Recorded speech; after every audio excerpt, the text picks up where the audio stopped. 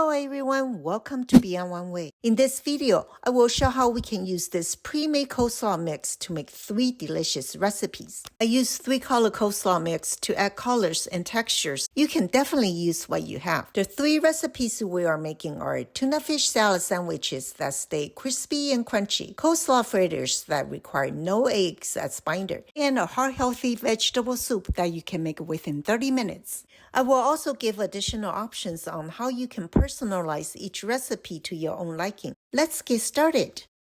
First, tuna fish sandwich. This tuna fish salad starts with 1.5 cups of 3-color coleslaw mix. Different types of cabbages and carrots make this tuna fish salad colorful and add different textures as well. Instead of mayonnaise, mix a 1/3 cup 2% fat plain Greek yogurt with 2 teaspoons of olive oil. The Greek yolk here gives creaminess, and the olive oil will add moisture to ensure that the salad will not be too dry and also gives extra flavor. 1.5 tablespoons of Dijon mustard and a 1/2 teaspoon of smoked paprika to add some intense flavor.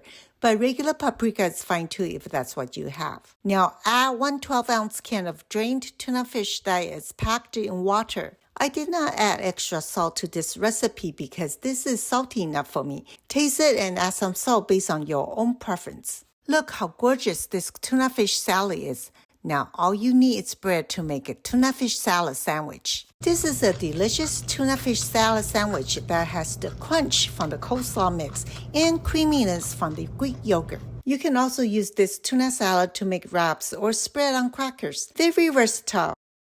Now we are making these delicious fritters that don't require eggs as binder. Perfect for people who have an egg allergy. This is also a great way to use up your leftover coleslaw mix. Start with 4 cups of 3-color coleslaw mix, 1 teaspoon mixed seasoning such as Mrs. Dash, 1/2 teaspoon onion powder, a 1/2 cup chopped green onions to add some freshness to the fritters. You can also use other fresh herbs like parsley or basil, 1/8 teaspoon of kosher salt. Now we are ready to bind the coleslaw together. Did you know that we don't have to use eggs as binder? We can simply use flour batter using just flour and water. I was supposed to make a 1/4 cup of flour batter with 1-to-1 flour to water ratio.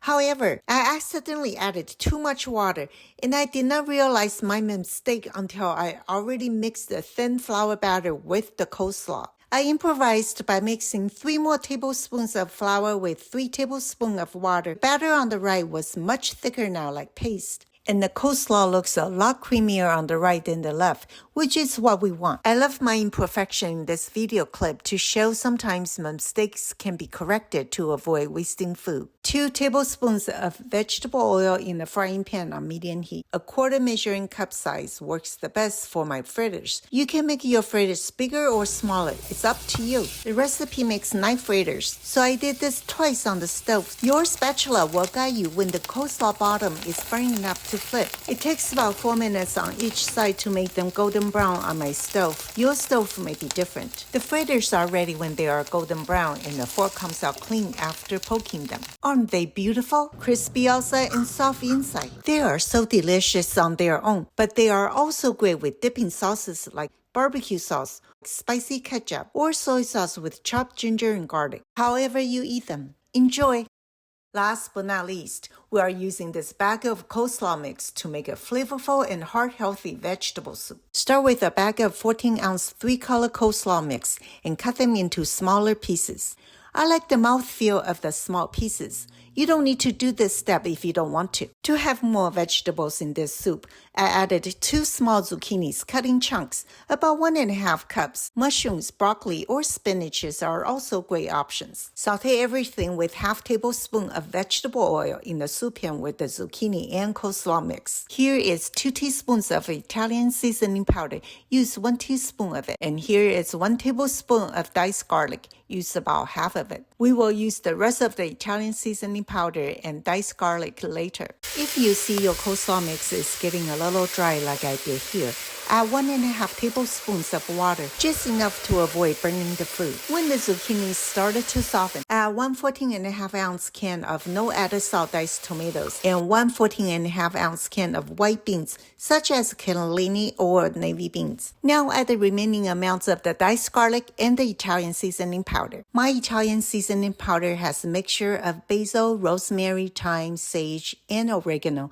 You can always add your own mix of dry herbs to your liking.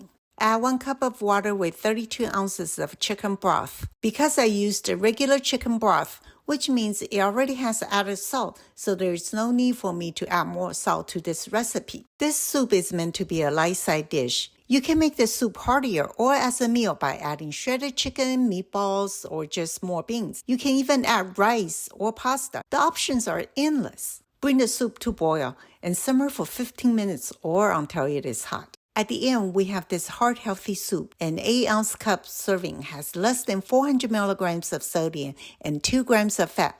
But more importantly, it is absolutely flavorful and delicious.